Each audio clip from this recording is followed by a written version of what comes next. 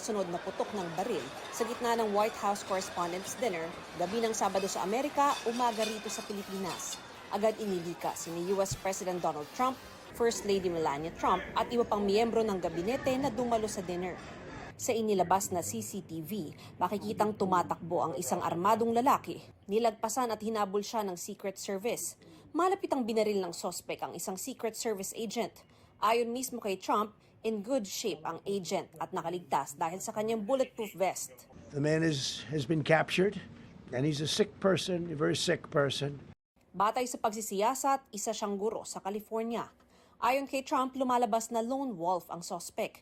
Inaalam pa ang motibo niya at kung paano niya naipuslit ang mga baril sa hotel kung saan ginaganap ang event. Mav Gonzalez, Nakatutok, 24 Oras.